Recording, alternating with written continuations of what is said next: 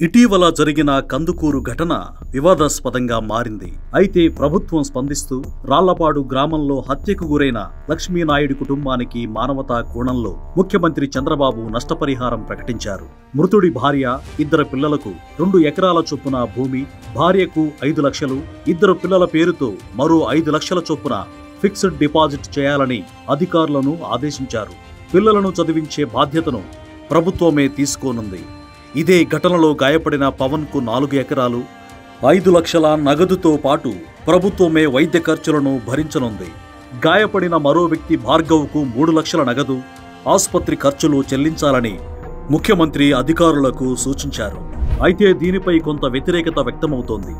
ఇద్దరి మధ్య జరిగిన ఘర్షణకు ప్రభుత్వం సాయం చేయడమేంటి? ఇలాగే రాష్ట్రంలో కొట్టుకు చచ్చిపోయిన వారందరికీ రాష్ట్ర ప్రభుత్వం సాయం చేసుకుంటూ వెళ్తుందా అని కొందరు ప్రశ్నిస్తుండగా, మరికొందరు దాసరి రాము లాంటి యాంటీ సోషల్ ఎలిమెంట్స్ బయటకు వచ్చి కులాల మధ్య విద్వేషాలు పెంచేలా మాట్లాడిన వారిపై చర్యలుండవా అంటూ నిలదీస్తున్నారు. ఇక్కడ హరిశ్చంద్ర ప్రసాద్ది కమ్మకులం, పెళ్లి చేసుకుంది మాత్రం యాదవుల అమ్మాయిని. అలాగే లక్ష్మీనాయుడుది కాపుకులం, పెళ్లి చేసుకుంది మాత్రం వేరే కులం అమ్మాయిని. ఇద్దరూ చిన్నప్పటి నుంచి మంచి స్నేహితులు. వీరి మధ్య ఎక్కడా ఏ రోజు కులాల ప్రస్తావన కూడా రాలేదు.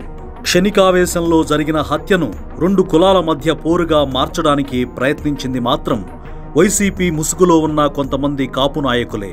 ఇక చివరగా ఆ కుటుంబానికి డబ్బులివ్వడం కరెక్టా కాదా అంటే, చనిపోయిన వ్యక్తికి 2 పిల్లలు, ఓ భార్య ఉంది. వారు పేద కుటుంబానికి చెందినవారు. ఆ కుటుంబ సభ్యుల జీవనాధారాన్ని దృష్టిలో పెట్టుకుని మానవతా కోణంలో సహాయం చేయడం తప్పు కాదనేది మా అభిప్రాయం. ఇలా భూములు రాసివ్వడం కొత్తేమీ కాదు. గాయపడిన బలహీన వర్గాలకు ఎప్పటినుంచో ప్రభుత్వాలు ఇస్తూ వస్తున్నాయి. కావున మనం కూడా ఈ విషయాన్ని మానవతా కోణంలో అర్థం చేసుకోవాలి.